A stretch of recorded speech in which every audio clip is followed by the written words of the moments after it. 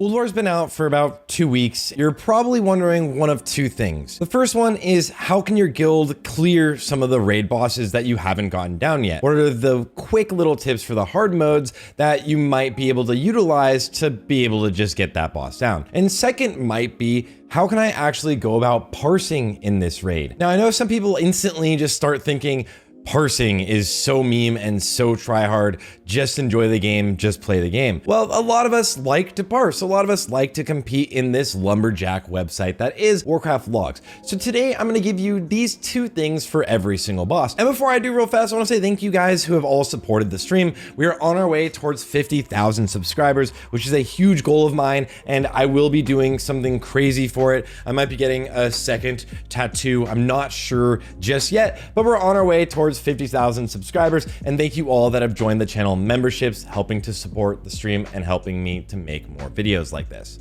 From there, guys, let's dive right in. The first boss is Flame Leviathan, and all you need to know is that you pretty much just need to use demolishers to do all of the damage. Just have your siege engines stay in one of their own corners, basically just downing some of the adds, and you only need to use 2 of the demolishers to throw up people on top of the boss for the hard mode, and then just keep up the pyrite stacks. From there, it should be a pretty easy boss. This boss does not count for parsing, so we're moving directly on. For Razor skill, it's only the damage to the boss himself that counts towards Warcraft logs, so you do not need to pump out DPS or use any CDs on the adds in the early phase 1. Just make sure you bloodlust and use everything you can to one phase the boss. Also note that the fight is around a minute to a minute and 30 seconds long, so use your CDs accordingly. For Ignis, it's only the killing blows to the adds that count towards Warcraft logs. This means you should completely ignore doing any sort of AoE damage if it doesn't increase your single target DPS. Also, this boss is super easy. Just ignore the adds completely,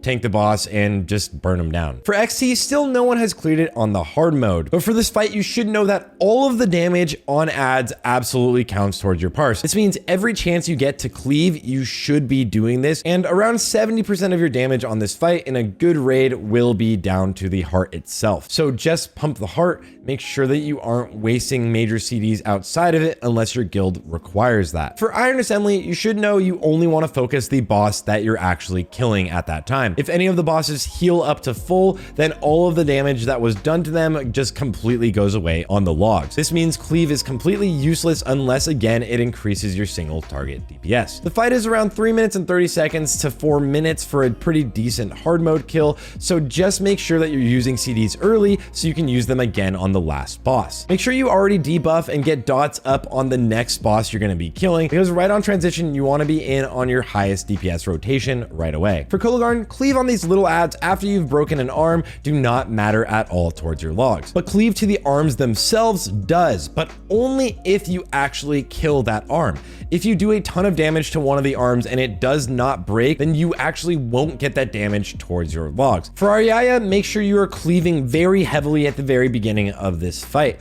All of the cleave counts except for Warcraft logs a couple days ago just changed it so that the little adds that keep spawning do not count towards your logs. Pretty much the same thing as the little skitterers on my Exna. If you're struggling killing this boss, it's all about the pull. Just use a shaman totem to pull it. For Hodir, it's all on the tank, just pulling the boss away at the beginning and bringing him back at the beginning of the fight to group up a lot of the adds. Try to min-max the lightning buff on your casters because they absolutely carry this fight. And from there, just try to keep up the fire debuff and stay in the haste buff as long as you possibly can while continuing to DPS the boss. For Thorim, only damage to Thorim himself counts at all. So during phase 1, where you're either in the arena or the tunnel, actually doesn't mean anything towards your logs. In phase 2, there is a safe spot right here to do the most possible DPS as a caster, but you're probably setting up your biggest healers right here. You can reduce the chance of you instantly dying randomly if you're paying attention to Sif, where she's casting a Frostbolt volley. If you have to eat some of the lightning damage, then use a CD or a defensive at the same time, because a Frostbolt volley and one of the lightning damages might go out at the exact same time and just instantly one-shot you. For Freya, the only thing that matters until the final phase is DPS to the adds. Damage to the boss itself means nothing, so early on there's no point going in and attacking it. You're just gonna proc some of your trinkets or some of your CDs and not have them up on the first add phase. Make sure you're using explosives on the detonating lashers, things like sappers or grenades, just for extra damage. If you want to pump, make use of the mushrooms. It gives you 25% extra damage and they last longer than the add phase itself, so so you can use them on 2 different ad phases and get a huge amount of DPS. The fight is around 6 minutes long, so you can use your CDs early and you will have them up again, maybe even a 3rd time for Freya herself. For Mimiron, downtime between the phases is removed from the logs, but the fight is around 7 minutes. Using your CDs 3 times, even if one of them is outside of Bloodlust, will be more DPS for you on average than if you are saving your CDs for Bloodlust and only using them twice. Damage to all of the ads does count, so you can AoE quite significantly if your guild allows it in phase 3. And then for the last phase, just make sure you're cleaving as much as possible. And if you're struggling getting out of phase 3 for hard mode, one thing I suggest is definitely pushing the boss into the next phase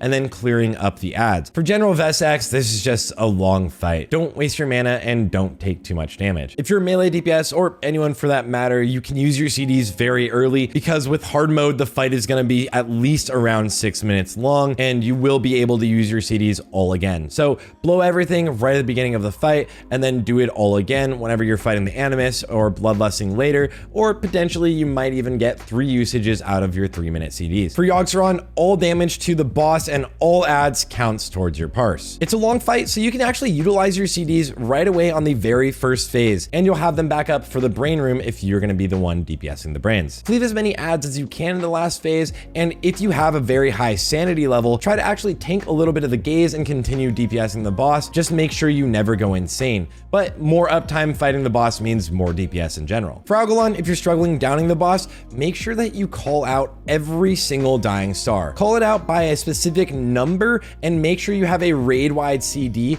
for every single one of them. It'll make the fight so much easier. From there, it's all about rotating tank CDs and having spatial awareness. It's all on yourself. Have a few people just generally that are gonna do the call outs and have your comms clear, and you should definitely be able to down this boss. Now, if you're trying to parse this fight, you may have noticed that damage to the ads counts towards your parse. If you're AoEing after 20% after he phases, this will count towards your log. And it's a way that a lot of people are gonna get some cheeky 100s or 99s before everyone else realizes it. And that's pretty much it, guys. That's exactly what's being tracked on Warcraft logs for your boss damage for every single encounter, as well as a quick tip or what you should focus on if your guild is struggling getting those hard modes down. Now, I do have a more in-depth secret tips for every single boss video that will give you everything you really need to focus on for every one of the encounters just to get it down, and I'll have a link to that in the description. From there, guys, good luck in Ulduar. I hope you're enjoying the raid. I hope you're having a lot better loot luck than I am, and I hope to see you all on the next one. My name is Sarthe, and good luck out there.